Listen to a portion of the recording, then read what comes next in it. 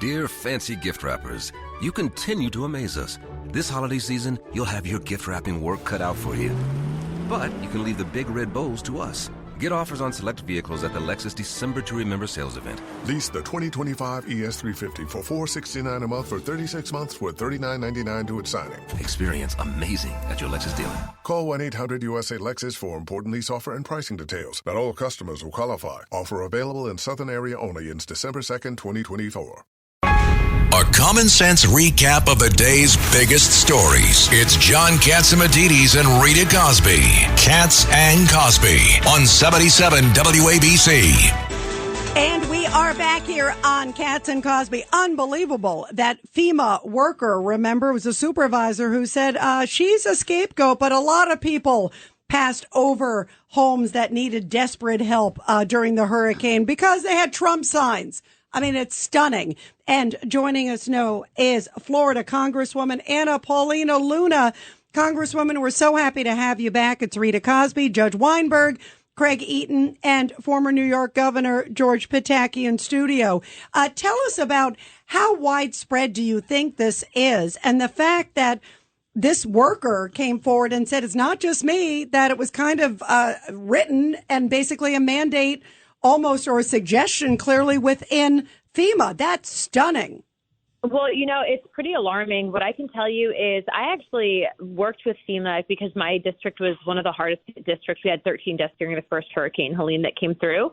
But, you know, what was really disturbing to me is I actually went through and watched Miss Washington, who was the FEMA employee that was let go for discriminating against conservatives and Trump supporters and Republicans.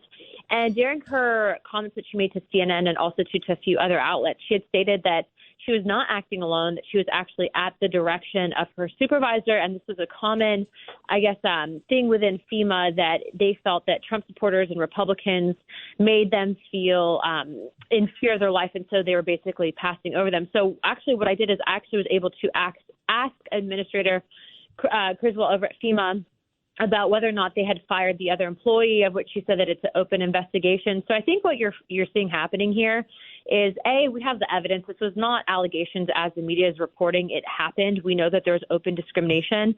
And FEMA obviously has done the right thing in firing the first person, but I do think it was more widespread. And according to Miss Washington, this didn't just happen in Florida. It also happened in North Carolina and Georgia. Wow. So it happened in North Carolina and Georgia. So how widespread is it? And what's going to happen to these people? What's going to happen to, obviously there'll be I would assume a new FEMA director, but I mean, what, just testifies? How could this ever have happened?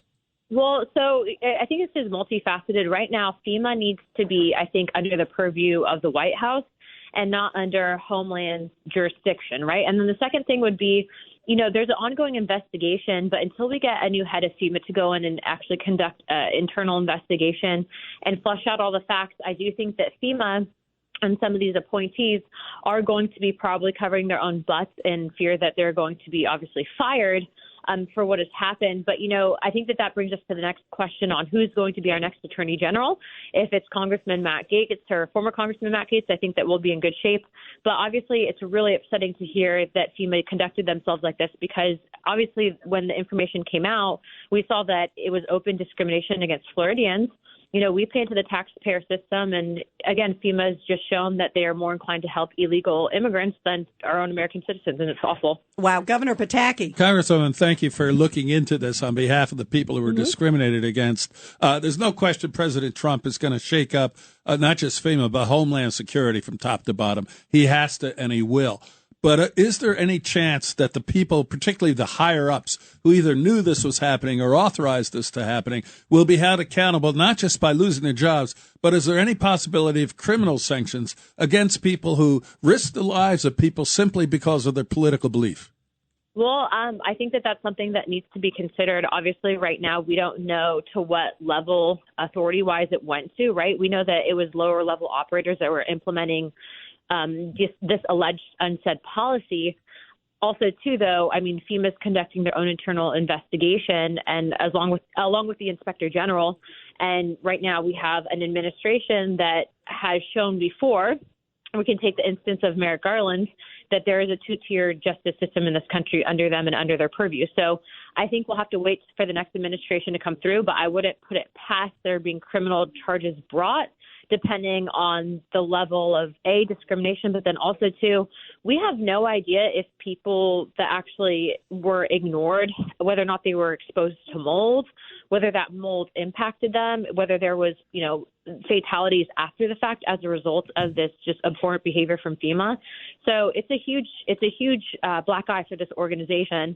And it's an even bigger problem that, the woman, Marnie Washington, that was fired is now coming forward to saying, oh, no, there's other people involved.